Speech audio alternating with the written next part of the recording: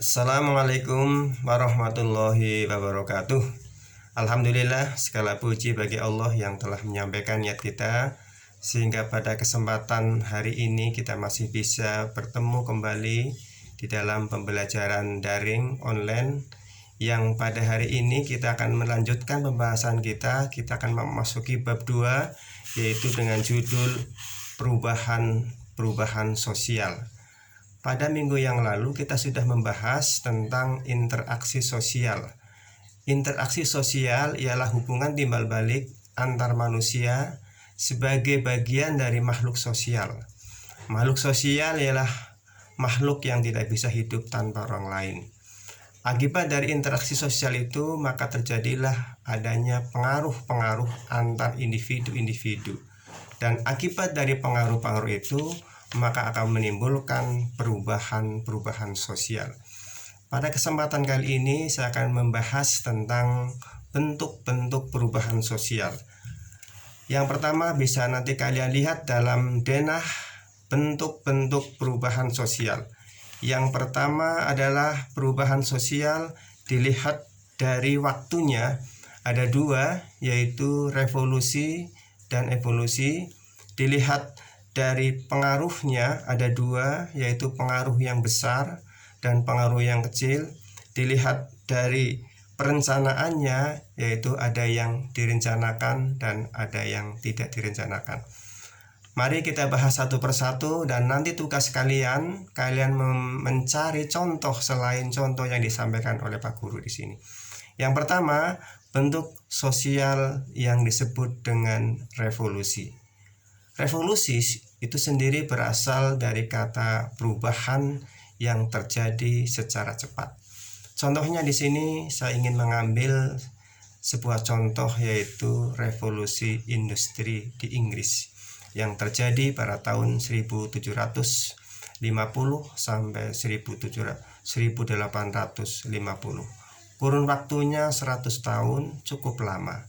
Tetapi mengapa dikatakan sebagai sebuah revolusi? Karena efek dari revolusi industri Inggris itu akan menyebar, merambah ke berbagai sendi kehidupan manusia dan bahkan merembah sampai ke penjuru dunia. Ada 3 bentuk evolusi industri yang bisa disampaikan di sini.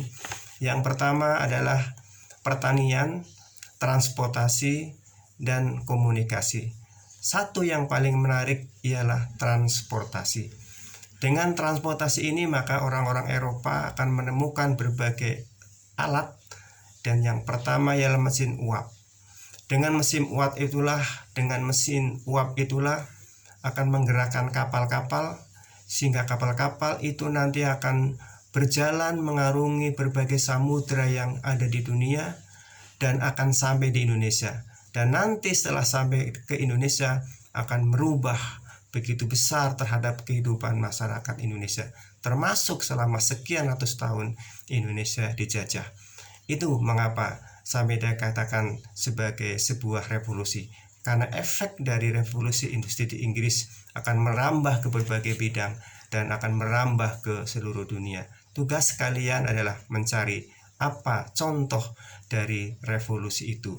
Yang tadi sudah saya sebutkan, contohnya ialah revolusi industri di Inggris yang nantinya akan merebah ke seluruh penjuru Eropa termasuk Amerika Serikat. Yang kedua, dilihat dari waktunya, ada yang namanya evolusi. Evolusi itu adalah perubahan yang berjalan secara lambat. Waktunya sangat lama sekali untuk membutuhkan adanya perubahan ini, sehingga karena saking lamanya maka tidak akan terasa. Tahu-tahu sudah berubah. Itulah revolusi. Sebagai contoh di sini ialah kalau kita melihat dalam pelajaran sejarah, ada babakan-babakan masa persejarah di dunia, di mana di situ nanti ada masa berburu dan meramu, ada masa bercocok tanam, dan ada masa perundagian.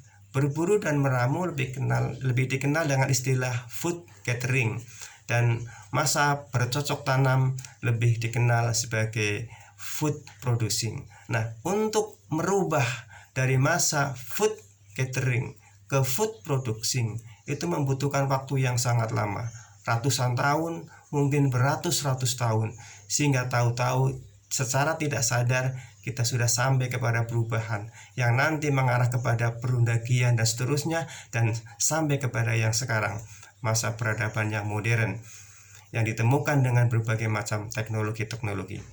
Tugas kalian nanti di rumah ialah mencari contoh, apa contoh dari evolusi itu. Tadi di sini saya contohkan adalah perubahan tahapan-tahapan kehidupan manusia.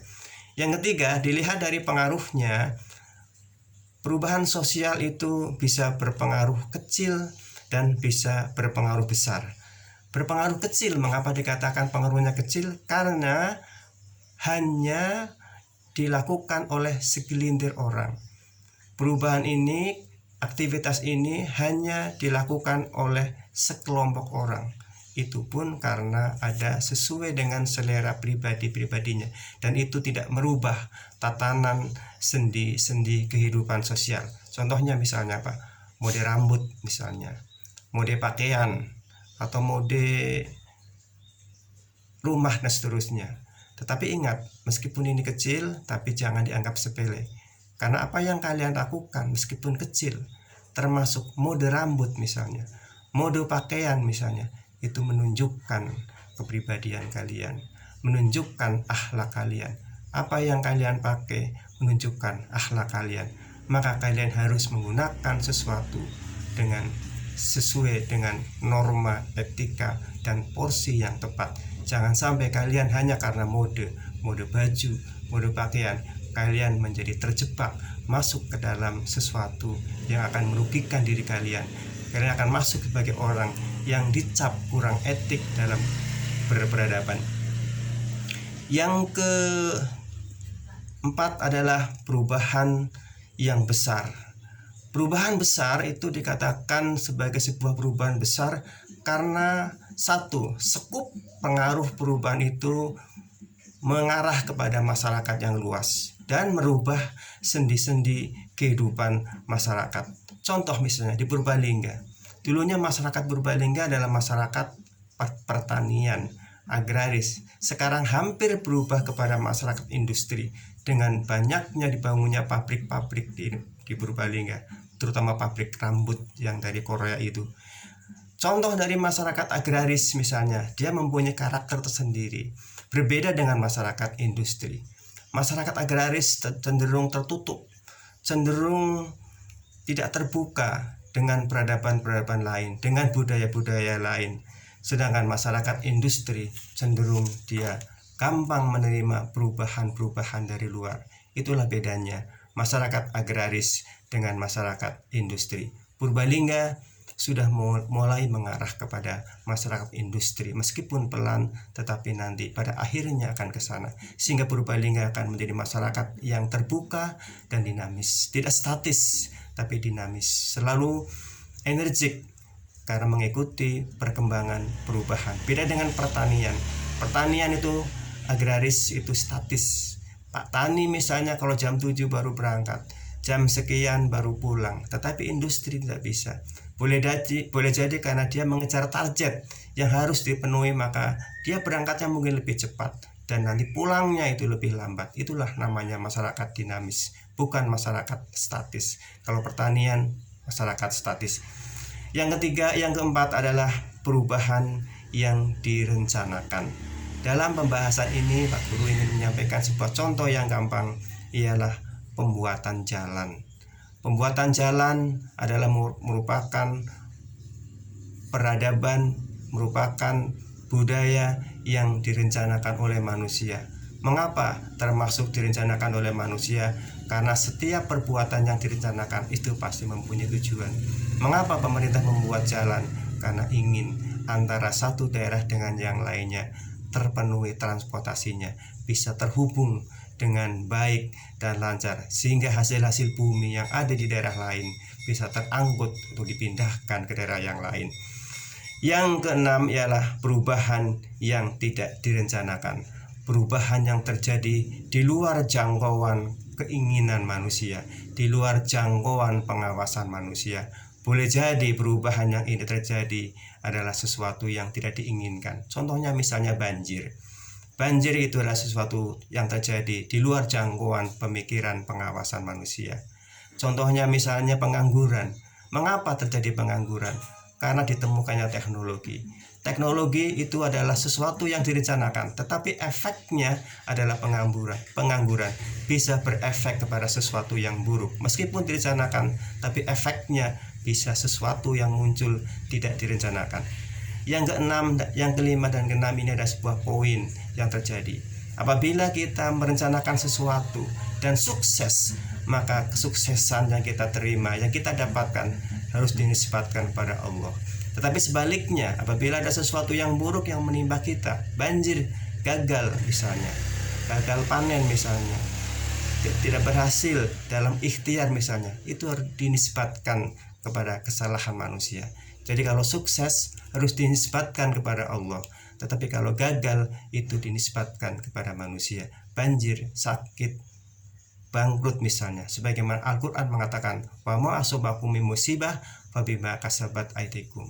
Musibah apa saja yang menimpamu itu disebabkan oleh karena kesalahan-kesalahanmu. Itulah 6 bentuk-bentuk perubahan sosial yang saya sampaikan pada kesempatan kali ini.